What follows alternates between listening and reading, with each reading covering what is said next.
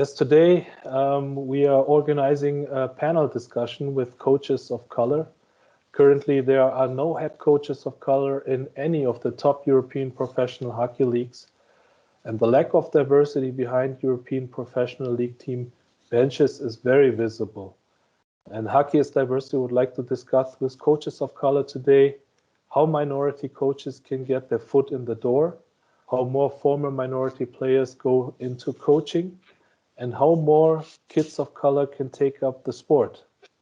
And for that, I welcome Leo Girod and Emmanuel Beckford. Welcome. Welcome. Hey, hi. I will start introducing Leo Girod.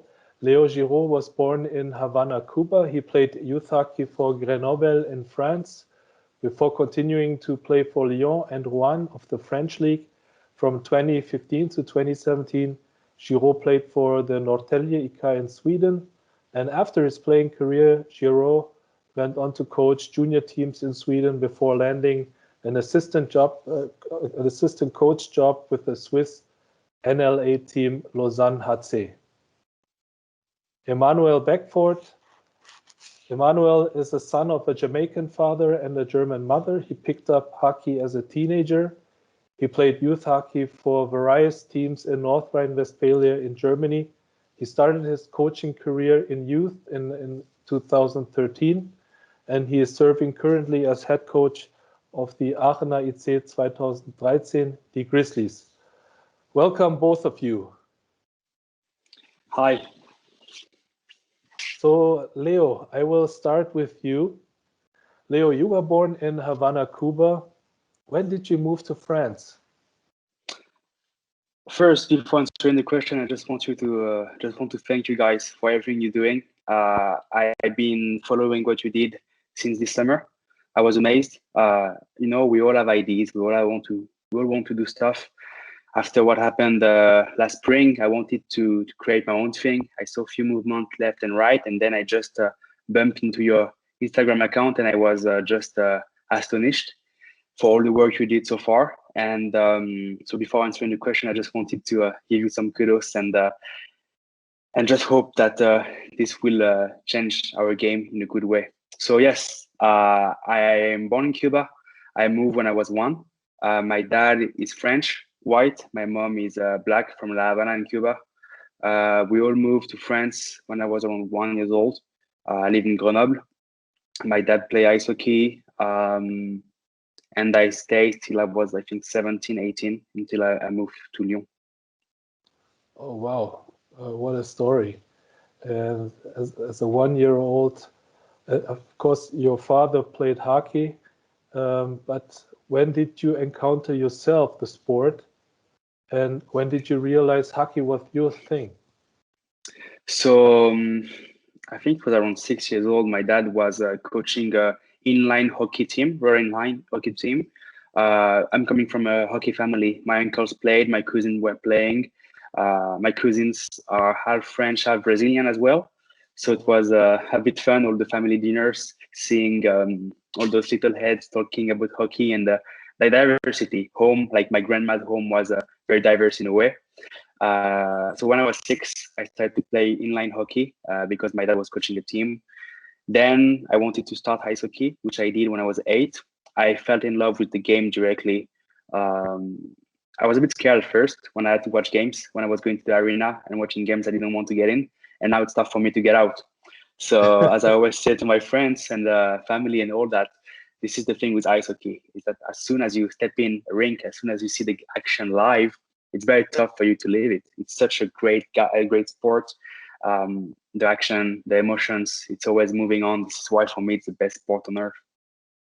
Wow, I mean your family dining table is basically the future of hockey. Very diverse table.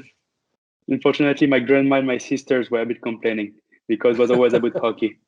Yeah, we had which led me to be a coach as well, because I heard everything and nothing all the time. Yeah, it's bad. Yeah, it's not good. Yeah, we should play like that. So I was like 10, 12 years old, writing on a page of paper. Okay. Yeah. So yeah.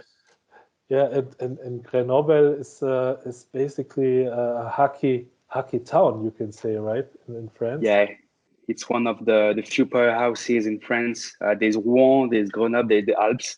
But yeah, that's the thing as well. I think this house, my grandma's house, was could be a living museum. I mean, there's so many good players from France who came here, just having dinners and all that, and being in that environment was super for me. I'm very grateful. Wow. Yeah, growing up, Leo, who was your childhood idol in hockey? I had many. I think the big issue, I'm going to talk about that, I think, during the discussion, that was representation. You see, it's very simple, but when you see someone who's standing out because of his the color of the tone, the color of his skin, suddenly you have your eyes were catching on him. Like, okay, who's the guy? You want to know more. And so to me, it's like few. I would say it started with I will always remember. I think it was a Sunday. It was Anson Carter who scored the goal in the World Championships. And to me, this guy became suddenly not a hero, but someone I really appreciate. I was watching a lot of his games. Thierry Henry, it's another sport, but you know, in ice hockey, I didn't have so many people to look at, because when you're a kid, suddenly you look at people who look like you, or you want to look like someone. So I had Thierry Henry in football. I had Mohamed Ali a bit later. I mean, even though I'm very young, I understood what he did. I had Pavel Datsyuk. I really like the way he played. Very smart player. Niklas Lidström. I have a fun story about that as well. Last year I was coaching in Sweden, and we're playing at Västerås, which is Swedish team, and the former team of Niklas Lidström. So during the game, I'm coaching all that, and there's my assistant coach coming to me and saying like, "There's Lidström in the stands." Oh, And wow. I'm like, okay, well, whatever. And the lane shot, I missed to announce the next line, and we took too many men on the ice because of that. Because I was staring at the stands like that, I was like, "This is Lidström. How I'm going to talk to him?" So you were this guy, and I would say I could mention maybe three others, and maybe I have a lot of people I was looking at. But recently was Arsene Wenger, who gave me the idea to be a coach, and LeBron James for everything he did outside the pitch, and Pierre-Edouard Bellemare. So when I talk about representation, you know, you're French, you seen as a black, you going watch a game, and you see a guy like this, Pierre-Edouard Bellemare was so good. Suddenly you're like, I want to be like this guy. He moved to Sweden. I moved to Sweden. He played in NHL. I haven't played in NHL, but you know, as a kid, as a teenager, even older, you just look at those people and you want to talk to them. You want to be like them. Yeah, so especially what you mentioned about Ensign Carter, I think feel the same way. This important that if you can see it, this mentality, if you can see it, you can be it. And growing up as a kid of with Asian background, it was a very great experience when I found Jim Peck as a hockey card, you know, and later I met him in Korea while he was coaching the national team, and I was working for the Olympics, and it was such a great experience for me. He was my hero, the heroes that you mentioned. So yeah, Leo, the next question. And I miss PK. I miss PK Subban. Yeah, PK. Yeah. But my next question, Leo. Yeah, I mean, growing up in France, having a multicultural background, a background that is not really associated with hockey, but have you experienced racism while playing?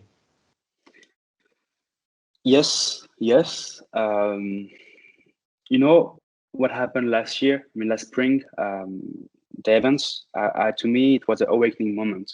I had to reminisce all those bad memories that I tried to hide somewhere, and suddenly I just like took the carpet and I was like, oh, there's all that behind this, like hiding, and was all the bad memories I had while playing ice hockey. Yes, I lived. I think I won't say a lot, but few. I can and I can say some of them, like playing in the Alps, in the small villages, having kids like when I was maybe 7 or 8, having very young kids, like 4 or 5, being next to the boards and like acting like monkeys. I had like on the ice player passing by next to me and saying like, "Oh, you smell." Like anytime the play was stopped, some people coming to me and telling me like, "What are you doing here, monkey?" You know, like stuff like that. Go back home to Africa. You know, like I'm Cuban. Like, what's Africa? Like, can I say to you like, go back to Europe? Like, makes no sense.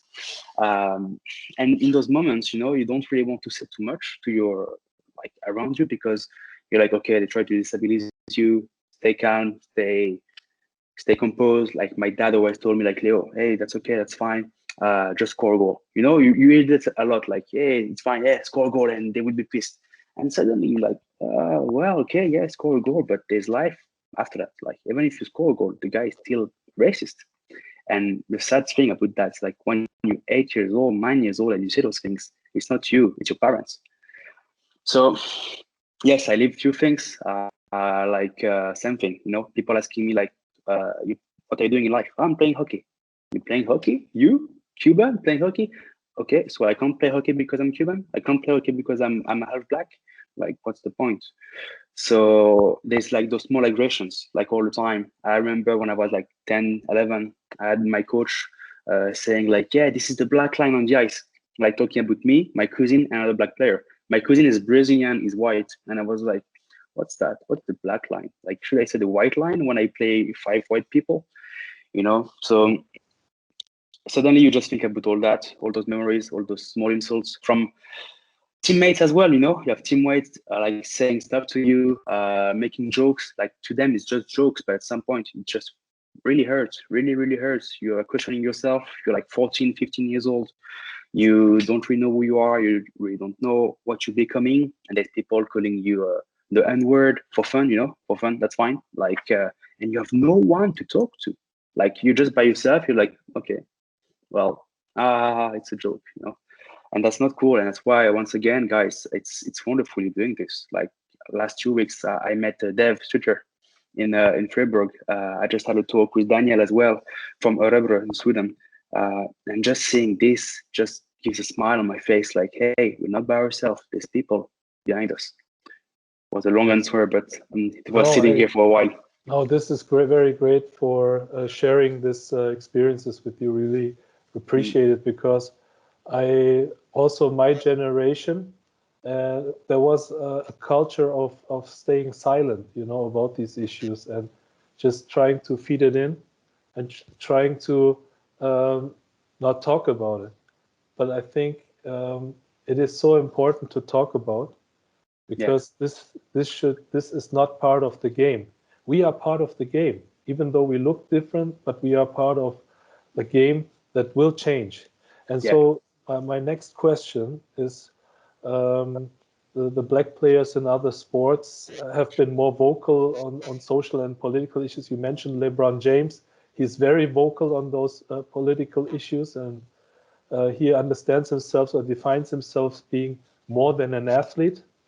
But does the current hockey culture, that is still predominantly white, suppress the engagement from players of color because they are fearing that they might get negative consequences out of this? What do you think about that? I was mad.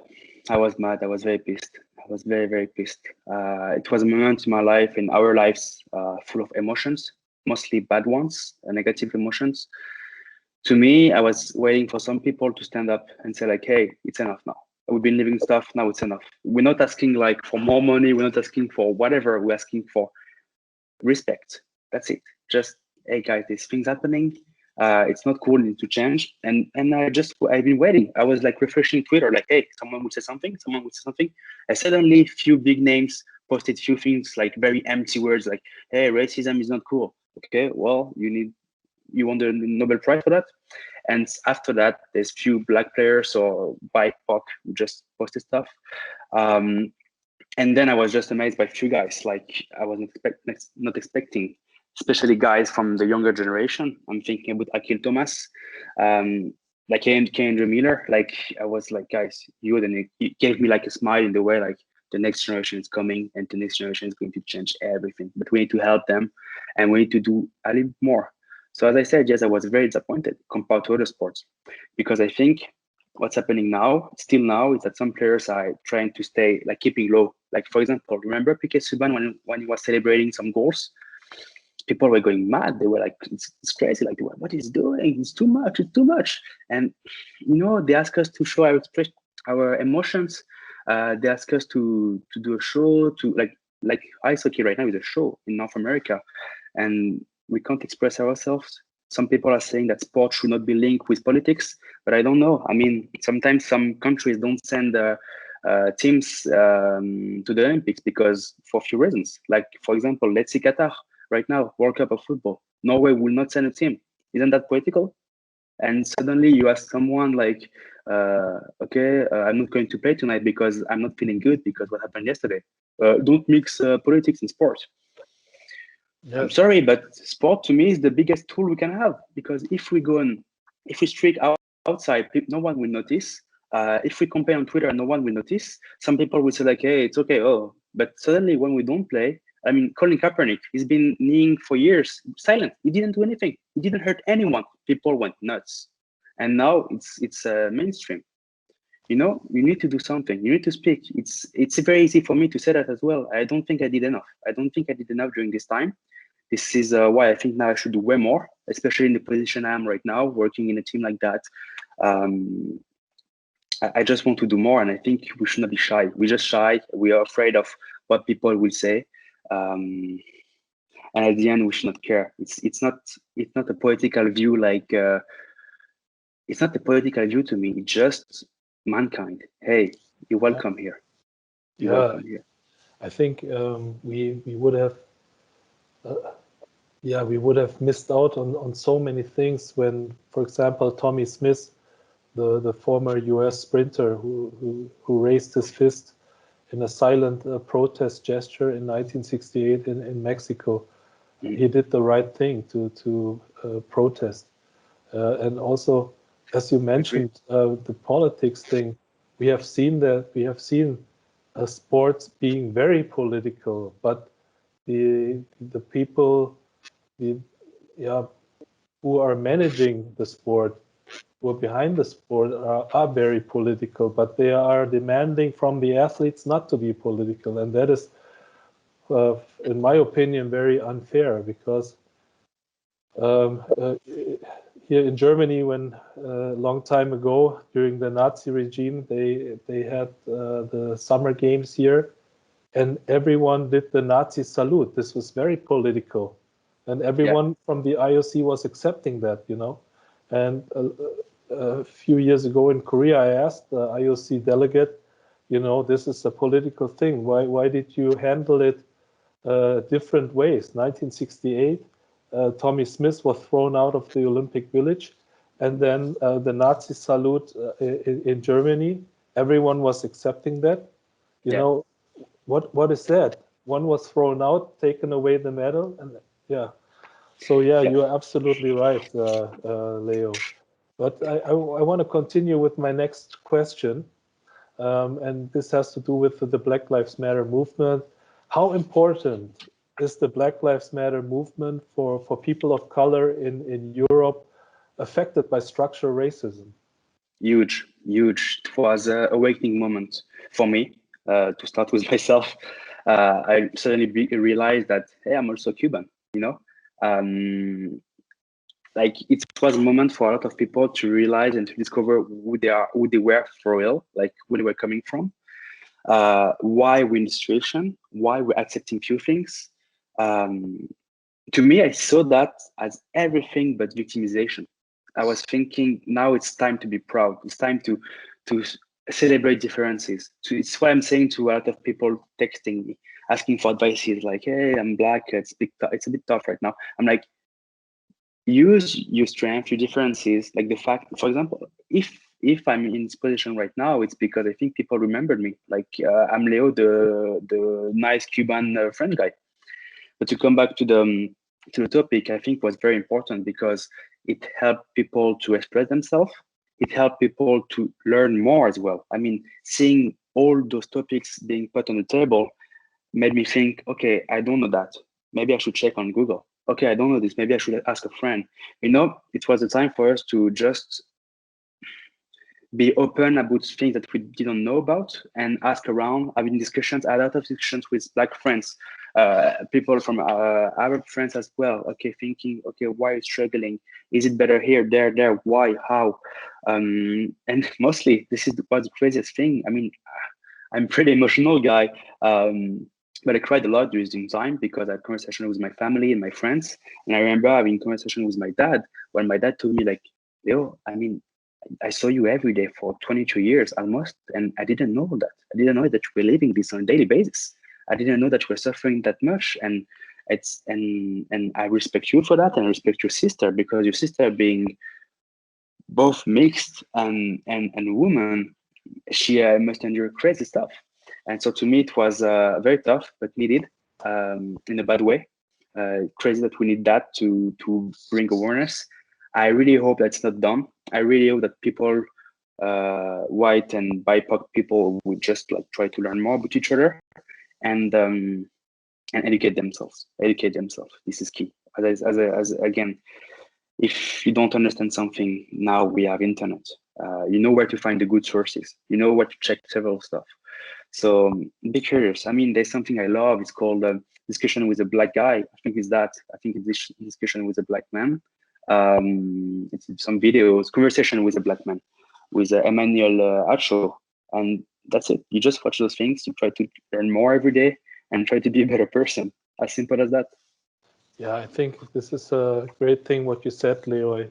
I mean, yeah, as LeBron James, I mean, he defines himself being more than an athlete. He educates himself outside of the pitch. He tries to stay educated on the topic, and this is something that many of the players lack in the professional leagues in Europe, unfortunately. But hopefully, they will listen to what you have said. That education is important. They, as an athlete, they know how to get out of their comfort zone physically, but intellectually they have to get out of their comfort zone. I think that is very important, that they have to understand it.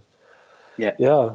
And Leo, I will go into my next question. I researched yesterday about the NLA Swiss League, comprised of 12 teams, and you are basically the only coach of color. And the lack of diversity behind those benches is very visible, not only the benches, but as coaches, but the front office, the management is strong and visible. I've seen only a woman's coach as a skating instructor in Zug, in Zurich, Florence Schelling and SC Bern, of course. And then basically you, that's it, you know. But this cannot be the message, because hockey has been always, if you look into the multicultural history of hockey, it has always been very diverse. But my question to you is, what needs to be done to increase the number of coaches of color in the youth and professional system? They're facing the same issue in football, in soccer, which isn't an excuse and should not be one. I think, once again, representation. I'm very proud to be here today. I'm very proud to see Florence. I talk to her sometimes about that, and I think it's very important that we are here, that we are doing our jobs like we should do, very professionally, and always looking to reach the top. I mean, we have games coming next days, and I just want to win. I just want to bring everyone on top and having the best season we can have. But also something, I think it's about communication, bringing tough topics in the coaching office. Being a coach, to me, it's on the ice, trying to get the best results. But it's also about being a good person, talking to guys, having those chats. You know, I'm 26 years old. I could be playing. I mean, hopefully they won't need me to play, because I don't know what's going to end up. But to me, it's a presentation. It's to bring kids to play the game. It seems simple, but if you have kids playing the game, most of them would like to coach after, and to do a bit extra. You know, doing the extra is like, now it's a bit tough for us and for me with the COVID situation, but I wanted to invite kids. I wanted to invite kids to the games, to the practices. I wanted to talk to them. I wanted them to talk with the players, just so that they understand that the game is open. This should be, remember the NHL had this slogan maybe 20 years ago, coolest game on earth. Let's be the coolest game on earth finally, for real, not like a slogan to sell tickets, not hockey is for everyone thing. No, something for real. Like, hey, you're welcome here. You belong here. Ice hockey is your sport. Ice hockey has no color, or ice hockey has colors, several colors. The perk, well, I'm going a bit far now, but to me, it's key. It's key. Making people understand that it's open for them. Bring them to the rink. As I said, the hardest step is the 0 to 1. It's to bring them from the main entrance where they live to the rink. And when they come to the rink, I promise they will love it. They will love it. And then there's the financial aspect, helping them for equipment and all that. But I think clubs should do a bit of work with that, because I'm not in the finances of clubs, but I think that on the long term, if you open the game to others, we're going to have way more revenues. And what I like to say as well is that the next generation, they don't really care about the results. I'm a big Arsenal fan in football. I don't care about Arsenal being top 4. I want to see Arsenal playing beautiful football. I want to see Arsenal having values and promoting those values. There's the Liga in Finland doing great things for the environment. There's teams slowly developing stuff. I know there's Girod in hockey trying to do stuff. There's Brynäs with UNICEF. Brynäs was close to relegation this year, but knowing they were doing all that with UNICEF, I was like, I'm cheering for them. I like those guys. And that's my generation. Next generation, they would like to see that. So instead of thinking about the money first, think a bit deeper and think that you will get the money on long term for sure, even more money than we're expecting to have. But to bring more coaches in the game, you need to bring more kids, and to make those kids to love the game. It's very great to what you have mentioned, Leo. I think it's absolutely right what you said to underline also the economical aspect for manufacturers of hockey equipment, that it will be a win-win situation if we open the game for a wider demographic of all colors, to introduce them and make them fall in love with hockey, so the sport can grow. I think it's a very good aspect that you just to finish with this point, to finish with this question. I remember I watched Sportsnet in Canada maybe 2 months ago, and it was a panel about hockey. I saw two black and Anthony Stewart, and I can't remember the second one, and a woman. And I was thinking, wow, they speak about hockey like no one else. And it's insane how the progresses we made the last year, like just 1 year, changed everything. There's still a lot to do. There's still a lot to do for sure, but we're going on the good direction, and we should not stop. And everyone should be pushing 5%, 10%. It's nothing, but at the end, if we're a bit more open-minded, if we're a bit more curious about the other one, it's going to be great. Hockey is not played everywhere, but let's try to make it cool for everyone. Yeah, that's a cool thing that you mentioned. This is cool. I just made it. It's part of my speech tonight. Leo, it's no secret that players of color face a harder path than most when pursuing their hockey dreams. But aside from the usual struggles of being a hockey player, they also have to worry about a system that ultimately wasn't built to suit them, and racism that still exists in the game. But how can we change it? I think you have mentioned already, introduce those kids. But how can we change that? I think you need to just give your hand, bring them, make them understand that they're welcome first. I said it maybe like 25 times now, but make them understand they're welcome. Helping them, the one who needs to be helped financially, to help them a bit. Equipment. I think now there's so many, like I know there's a lot of brands trying to have like those sets that you can try and can keep for the year, maybe loan, stuff like that. Going to them directly, a bit less abstract stuff. I think, I said representation. I think to change that is to also teach in the club what it is to be diverse, what it is to be BIPOC, how to talk to them, what they live on a daily basis. Say it again, it's all about education. If you have your coaches who know how your players are living, for example, I like to see this. I see this a lot, but a good coach is a coach who speaks 20 languages. 20 languages is like the 20 languages of your players, and it's not like one language for 20 players. And you have this kid, this black kid, this Asian kid, this BIPOC kid. You need to talk his language. You need to know where he's living, and suddenly, for sure, this kid will love the game. Talk to his friends. His friends will come as well, watch the games. They will say like, "Oh, I love this guy," and then suddenly it's going to grow, and the structure will change. So I come back to my point. Now we have the chance. We have the chance to make hockey the most advanced sport and the most diverse. The most diverse. When I see what happened last week with the IHF with the women's world, I was good. I was like, why are they canceling that? You just like gunshot on your feet. But they have reasons, and reasons I probably don't know, but that's what I'm thinking. Yeah, I think if you look into the IHF, the federation structure, I mean, it's very homogeneous there as well. They're based in Zurich. But, if you look into their leadership, it is, for me, it does not reflect the diverse history of our game. And I think we have to find a way where we bring more diversity into these kind of structures where decisions are made on the sport. And that makes me come to the last question, Leo. What impact would it have if young players of color, and I've seen in Switzerland, because of the demographic change in the youth system, there are quite a few players of color, but if they can see someone like you being a head coach of a professional team, what impact would it have for them?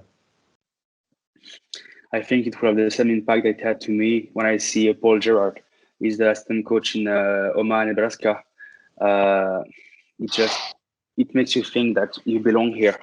It's stupid, but anytime I see a black kid in a rink playing hockey, I'm just looking at him, and he's looking at me. I know that. Anecdote here: I have a player playing we have several players here in Lausanne playing with the youth teams. That they're staring at me.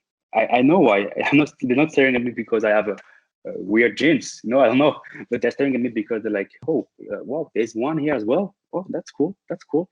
And there's someone talking to me saying hi. And I just want to say as well, I want to help them. And to me, the impact is big. The impact is big. The same impact when I saw, I don't know, I'm taking Anthony Stewart. I'm thinking about Kev Wicks. Bruce Salvador on Twitter is great. He's saying so many good things about the game. Robbie Hurd, when I saw him this year, the impact is so good. I mean, it's just going to. I hope I will reach this point at some point in my career. But once again, the impact will be great. If it's happening, even if it's not happening, I just want to let you guys know that if you want to reach me on my email or whatever, please do. I really want to help. I really want to help with what I can do, what I have, and change this. I mean, once again, we have the most beautiful spot on earth. It's so cool, but I just don't want to see people and kids facing my situations when I was a kid, like coming to a rink, seeing people looking at you weirdly, having to run somewhere. Sometimes, even here in Switzerland, I saw people looking at me like, is he part of the team? What is he doing here? Not taking me seriously sometimes as well. I mean, it changed so much. Now I'm coaching here. People are taking me a bit more seriously. When before they were just thinking like, oh yeah, that's sad. But once again, we should not victimize ourselves. We should really see this as a strength, work on that, try to be the best athlete we can be, and mostly the best person we can be. And this is when I think the change will be done, how the change will be done. Just being good persons. Leo, thank you very much for sharing your wonderful thoughts and insights into your life as a coach, as a former player, and as just as a friend. And we really appreciate what you have replied so far to our questions. Leo, before I know you are very busy. You are off to a game. But before you leave, this is the last question. What is your message and advice to young hockey players of color? Don't give up. I mean, no, I think everyone has tough moments. You will encounter tough moments off the ice, I think. You will ask yourself some questions. Use this as strength. Talk about it. Talk to hockey's diversity. Reach out to them. Reach out to me if you want. Reach out to any friends or family. Try to learn more about yourself as well. Try to talk to your friends. This is what I'm saying as well. Try to have tough conversation with your friends. People you love. Try to, when you hear something which is not cool, it happened to me this year. I mean, like in the room, sometimes I heard stuff in the coaching room or in the locker room or even in the arena, wherever. I heard stuff I was not happy about. And I was like, okay, maybe Leo 1 year ago, we should just like smile and be like, haha, that's funny. And now they say like, that's not cool. And when you say that, say why it's not cool. You don't have to lecture the person, but just tell them it's not cool because A, B, C. And you don't need to be aggressive. Just say that like, it's not fine that you call someone those names, that you do this, that you say that. But no, as I said before, use this as a strength. It's going to be better, way better. I really believe in it.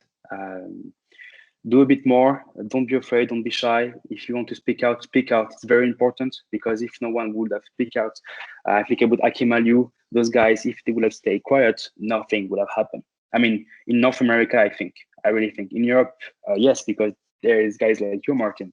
But in North America, I don't know, and you, Peter, as well. But yeah, my last word is keep on playing, bring your friends, show them how cool is hockey.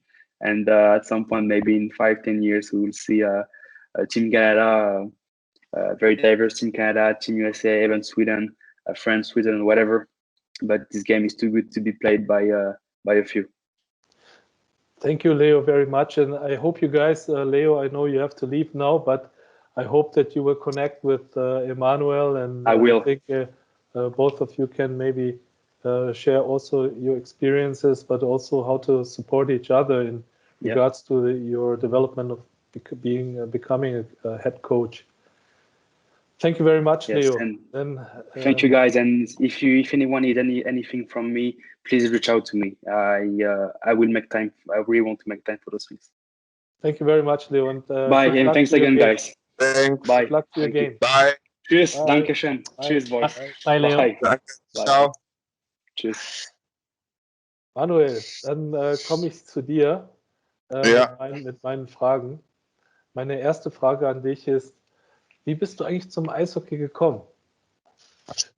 Ja, zum Eishockey bin ich eigentlich gekommen. Ich habe immer schon Eishockey verfolgt, habe Eishockey geschaut, bin ins Stadion gefahren, aber eigentlich als Zuschauer erstmal. Habe lange Fußball gespielt und aber immer mit Kumpels auf der Straße halt Street-Hockey gespielt halt. Und da waren halt 2 drunter, die schon Eishockey gespielt haben und die mich irgendwann halt angesprochen haben, ob ich nicht mal einfach Lust habe, halt zum Training mitzukommen. Schlittschuhlaufen gegangen ist man vorher halt auch schon mal so im Eisstadion als Freizeitlauf. Und dann habe ich es einfach mal ausprobiert und bin dadurch dann halt beim Eishockey hängen geblieben. Ne? Konnte halt von mir so ein bisschen direkt überzeugen. Ich habe leider erst sehr spät angefangen, mit 13. Ist eigentlich, man sollte nicht sagen zu spät ist es nie, aber besser wäre gewesen, natürlich mit 5 Jahren oder 3 Jahren anzufangen. Dann hätte man es vielleicht noch weiter geschafft. Aber habe halt das Beste raus gemacht, bin dabei geblieben. Eine kleine Auszeit zwischendurch mal aus beruflichen Gründen, aber sonst immer dabei geblieben und es macht mir auch bis heute noch halt Spaß. Ja. Also du bist eigentlich dann, hast dich quasi in den Eissport verliebt durch deine Freunde, wenn ich das so richtig raushöre. Ja, genau. Ne? Also vorher halt, klar, immer schon geschaut, war für mich schon immer interessant, aber durch meine Freunde oder 1, 2 Freunde, die halt schon Eishockey gespielt haben, die mich halt mit zum Training genommen haben, ob ich es mal ausprobieren möchte und, bin ich dann halt letztendlich komplett mit dem Eishockey vernetzt geblieben und ist das für mich auch der Sport Nummer 1 geworden halt, ne? Ja. Wer war denn eigentlich dein Kindheitsidol? Ja, mein Kindheitsidol, okay, früher als Kind, ja, Wayne Gretzky war für mich halt auf jeden Fall einer der Kindheitsidole. Ja, ist halt einfach eine Legende. Es ist ein Denker und Lenker halt auf dem Eis, ja. Von ihm kann man viel lernen, hat vieles richtig gemacht.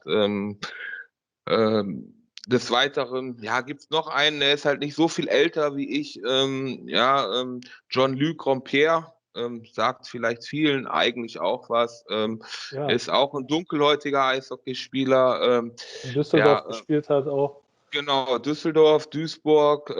Ich hatte Ja, selber mal das Glück, mit ihm am Eis zu stehen, kurz mal. Nicht also fest, sondern beim Training einfach mal, weil ich mal ja auch in Duisburg gespielt habe, zwar in der zweiten Mannschaft. Zu dieser Zeit hat er in der ersten Mannschaft, in der DEL-Mannschaft damals in Duisburg gespielt. Und ja, war man mal beim Training zusammen am Eis. Ist ein super Typ also neben dem Eis als auch auf dem Eis. Ja, ist für mich wirklich auch eine Identifikationsfigur und ja. also ist das schon, auch was Leo gesagt hat, ist schon wichtig, dass man auch sich irgendwie in einer gewissen Weise auch also wiedersehen kann. Ne?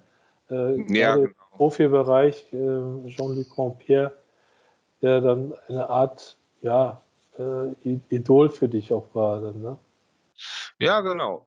Und da hat man auch schon viel, ja, so miterlebt, Richtung, ja, auf der Tribüne, halt so Äußerungen, rassistische Äußerungen. Für mich halt ist es einfach Affenlaute und so Sachen, ja. Wenn er mal einen harten Check, er war halt ein Spieler, der sehr hart auf Körper gespielt hat, ja, Ja, auch schon mal die Fäuste fliegen lassen hat. Und was jeder andere Eishockeyspieler aber auch macht, oder nicht jeder, aber halt gerade diese Art Tough Guys, ja, so ein Typ war er halt auch. Und ja, nur bei ihm wurde es dann halt auch mit Affenlaute und Geste und so vom Publikum aus teilweise. Und das sind halt Sachen, die für mich einfach im Sport nichts zu suchen haben. Nicht nur im Eishockey, generell im Sport nicht und allgemein in der Gesellschaft auch nicht. Da müssen wir von wegkommen. absolut, Manuel. Ja, du hast ja in deiner Eishockey-Laufbahn auch einiges erlebt. Und darauf möchte ich auch eingehen. Da gibt es ja ein spezielles Erlebnis, was du erleben musstest. Kannst du davon mal erzählen? Also deine Rassismuserfahrung im Eishockey? Ja, habe ich selber auch schon gehabt, richtig. Oder die Erfahrung musste ich selber auch schon durchmachen. Zum einen, ja, fangen wir mal an. Zum einen war es bei einem Spiel gegen den Verein Herner e.V., ist egal. Namen nenne ich keine von Spielern. Und da kam es auch durch einen harten Check von mir, also kam es zu einer Auseinandersetzung mit einem Gegenspieler. Ähm, Danach mussten beide auf die Strafbank, beide 2+2 wegen übertriebener Härte. Und auf dem Weg zur Strafbank hat er dann auch diese Affenlaute und Geste zu mir gemacht. Er brauchte dann auch nicht mehr auf die Strafbank fahren, wurde erstmal aus dem Spiel genommen vom Schiedsrichter. Aufgrund dieser Äußerungen hat es für ihn eine Spieldauer gegeben. Ich habe meine Strafe abgesessen. Danach kam der Spieler zwar nach dem Spiel, hat sich entschuldigt, das wäre nicht so gemeint. Ja, ich weiß, es sind immer Emotionen auf dem Eis, aber man hat es ja auch zuletzt so einen Fall in der DEL halt gesehen, wo es so ähnlich war. Und da muss man halt schon sich ein bisschen im Griff haben. Ja, das Auf Gute jeden war, Fall. der Spieler hat sich entschuldigt direkt danach. Ja, er hat es eingesehen, er hat einen Fehler gemacht. Ähm, Konnte ich noch mit leben. Er wurde trotzdem halt vom Verband bestraft. Da muss ich halt sagen, finde ich auch dann richtig so. Ja? Ja, Äh, absolut. Dann der eigentlich schlimmere Fall, was ich nie erwartet habe, ist, dass ein Trainer von mir zu Zeiten in der Regionalliga mal rassistische Äußerungen gemacht hat. Ja, in Sachen, ja, Schwarze spielen bei mir sowieso weiter unten und so weitere Gesten auch mal gemacht hat, ja. ne, mich auch angesprochen hat mit ja, Laufschwatten oder wie auch immer. Und ja, Pucks einsammeln, ne, nach dem Motto, das müssen eh die Leute machen halt, ne? Und das sind halt, ja, sind halt Sachen, die gar nicht für mich gehen, vor allen Dingen, weil es ein Trainer von mir war. Was ich da wiederum gut fand, ist irgendwie, ich weiß nicht wie, hat die Presse davon Wind bekommen. Und die haben mich nach diesem Vorfall, ich glaube, 3 Wochen später angerufen. Und da stand auch ein großer Artikel in der Rheinischen Post damals. Ich glaube, den habe ich euch auch schon mal zugesendet irgendwann, wenn ich mich richtig dran erinnern kann. Ja. Und ja, der Verein, ich bin auf den Verein zugegangen letztendlich. Der Verein ist halt ein Verein, wo ich lange gespielt habe, auch gerne gespielt habe, bin aber erstmal weggegangen, weil ich nicht mehr für diesen Trainer spielen wollte. Dann wurde dieser Trainer vom Verein entsorgt, quasi rausgeschmissen. Und nachdem dieser Trainer weg war, bin ich auch wieder zum Verein zurückgekehrt, weil für mich war es erstens eine Sache, die halt nicht meine Mitspieler betroffen hat, sondern halt den Trainer. Und zurückgekommen bin ich, weil ich es einfach stark vom Verein fand und der gesagt hat, nein, sowas geht bei uns nicht. Für dich ist hier Endstation. Wir stehen hinter dem Spieler. Das war für mich ein ganz, ganz wichtiger Punkt. Das ist Ja. eine super Sache. Ich hoffe, dass der Trainer, der wurde ja irgendwie auf einer gewissen Art und Weise lizenziert als Trainer, dass der Ja. nirgendwo mehr einen Job bekommen hat. Das hoffe ich. Ja, das müsste man ganz klar, muss man ihn abnehmen, die Lizenz, weil war jetzt schon ein bisschen im Erwachsenenalter, klar, oder war schon im Erwachsenenalter, ne? Es war ja zu Regionalliga-Zeiten, also Seniorenbereich. Ich habe es eigentlich dann nachher natürlich gut verarbeitet oder habe es dann gut wegstecken können, ja, auch durch meine Freunde oder auch meine Mannschaftskollegen. Aber man muss ja bedenken, so ein Trainer könnte ja auch im Nachwuchsbereich arbeiten. Und Ja, ich glaube, ein Kind steckt das nicht so leicht weg. Ja, nee. und deswegen dürfte er für mich gar nicht mehr einfach in dem Bereich arbeiten. Ja, da hast du vollkommen recht, Emanuel. Da bin ich absolut hinter dir. Ich komme zu meiner nächsten Frage, die mit der Black Lives Matter Bewegung zu tun hat. Ich habe ja auch eine Frage dazu an Leo gestellt. Ja, Wie wichtig ist diese Black Lives Matter Bewegung für schwarze Profi-Eishockeyspieler? Gerade in der NHL haben sich ja sehr viele ausgesprochen, gerade die Spieler, die sich verbündet haben zu dieser Hockey Diversity Alliance mit Akim Aliu, dann auch andere Spieler noch, wie Evander Kane und so weiter. Wie wichtig ist diese Black Lives Matter Bewegung für schwarze Profi-Eishockeyspieler? ja, ich glaube schon, dass es sehr, sehr, sehr wichtig ist, weil es ein Riesenschritt auch in die richtige Richtung, weil, ja, ich sage immer dazu auf Deutsch, man kann halt damit wirklich Flagge zeigen und man kann auch sagen, hey, wir sind nicht anders wie ihr auch, ja. Das ist halt es schließen sich auch immer mehr Leute dieser Aktion an, ja, und auch, ja, wenn man es jetzt so sagen kann, auch weiße Leute schließen sich der Aktion an, weil diese Gewalt gegen Schwarze, die geht einfach nicht. Und da ist es halt wichtig, dass es sowas gibt, ja. Dass es, Ja, ohne dem wird es halt noch schwieriger sein. Man hat zuletzt gesehen in der DEL, wer war es? Fortunes, ne? Er hat auch, genau, da nach diesen Vorfällen hat er halt ja auch, nachdem ein Schwarzer wieder in Amerika erschossen worden ist, hat er dann halt auch mit der ganzen Mannschaft, die dahinter gestanden, auch wieder gezeigt, so ja, nicht. Ja, Max Forten ist von Bremerhaven.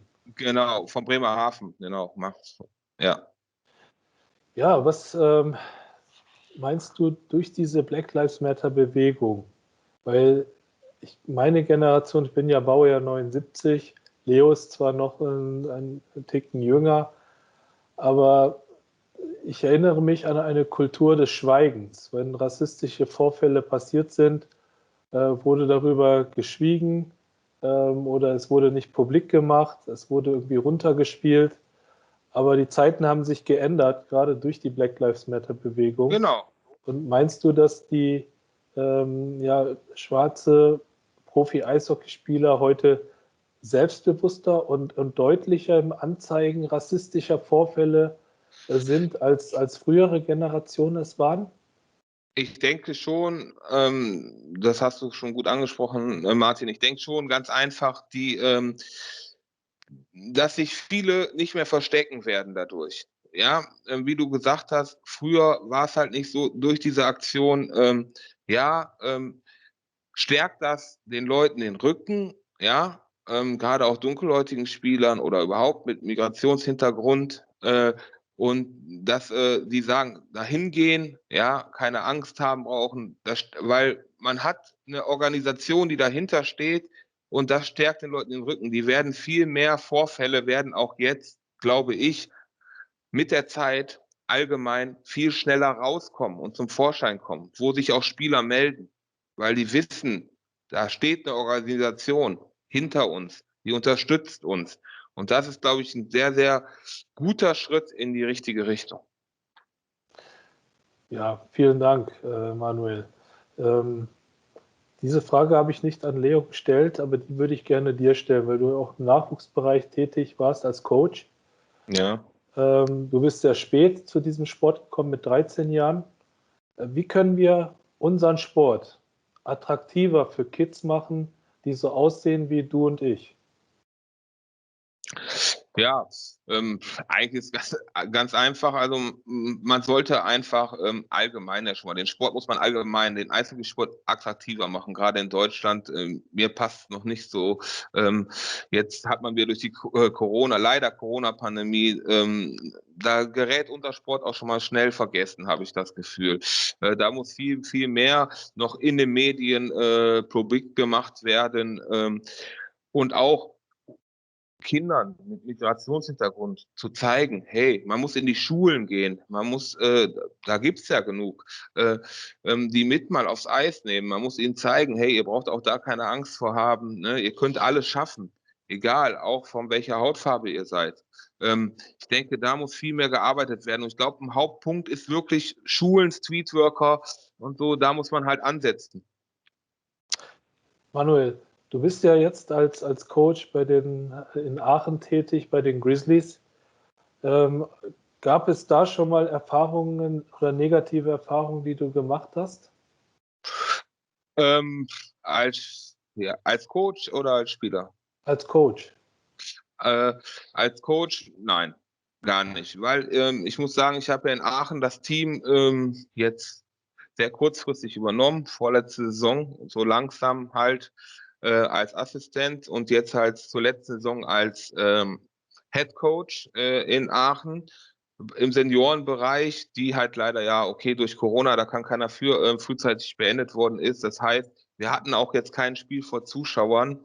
Deswegen kann ich jetzt auch nicht sagen, dass ich irgendwie negative Erfahrungen da gemacht habe. Von meinen Spielern werde ich akzeptiert und das ist für mich wichtig. Ich meine, gut, wer mich nicht akzeptiert, es ist seine freie Entscheidung. Der kann auch halt nicht für mich spielen. Es ist einfach so. Ja, da bin ich dann auch schon ein bisschen knallhart als Coach. Ja, man geht meinen Weg mit. Man kann über alles mit mir reden. Man kann auch über alles mit mir diskutieren. Nach dem Spiel, nach dem Training kann man zu mir kommen. Hey, Emanuel, können wir mal reden? Ne, das und das stört mich. Alles okay, aber letztendlich muss man halt meinen Weg mitgehen halt. Ja, dafür bin ich Trainer geworden und ich habe letztendlich die Verantwortung, das Team so erfolgreich wie möglich nach oben zu bringen. Auch für den späteren Nachwuchs. Ja, Manuel, ich komme mir zu meiner letzten Frage, die ich auch Leo gestellt habe. Ähm, Welchen Ratschlag würdest du jungen Spielern, also Players of Color, mit auf den Weg geben? Ja, mein Ratschlag ist einfach, versteckt euch nicht, seid ihr selbst, seid euch selbst und ja, ihr braucht keinen Unterschied machen, egal ob ihr dunkel seid oder hell seid. Wir sind alles Menschen in meinen Augen und seid stark. Wenn euch was passiert, sprecht die Organisationen an, egal ob es jetzt wir hier sind, Hockey is Diversity, wo immer für mich schon super Arbeit gemacht wird, oder auch andere Organisationen. Seid ehrlich, vor allen Dingen fresst es nicht in euch rein. Ja, wenn ihr Probleme habt, auch junge Spieler Probleme haben aufgrund rassistischer Äußerungen, alles in sich reinfressen bringt nichts, sondern wirklich ruhig, keine Scheu zeigen, sofort raus damit, sprecht erst mit euren Vereinen, den Trainern, mit dem Staff drumherum. Wenn ihr sonst nicht weiterkommt, sprecht die Organisation an. Es gibt genug Stellen im Hockeybereich, für mich halt die erste Anlaufstelle, wirklich Hockey is Diversity, wo man halt mitreden kann und wo meiner Meinung nach auch jedem geholfen wird. Ja, das kann ich nur sagen und immer an sich glauben, ja, auch wenn es mal schwer ist, nie den Kopf in den Sand stecken und ja, das ist Ja, mein das ist Feedback. das ist doch ein schönes Schlusswort, Manuel. Vielen herzlichen Dank für deine Zeit und Ja, wir hoffen natürlich, dass wir im nächsten Jahr gemeinsam wieder aufs Eis gehen beim Hockey is Diversity Winter Classic. Da würden wir uns natürlich freuen, wenn das möglich ist, das gerade hoffe ich in auch. unsicheren Zeiten. Ja, leider. Und wir von Hockey is Diversity drücken dir natürlich ganz fest die Daumen, dass du auch dich für höhere Aufgaben empfehlen kannst durch gute Arbeit als Coach. Vielen Dank, Ja, Manuel. danke euch, hat mir sehr viel Spaß gemacht und ja, immer wieder gerne.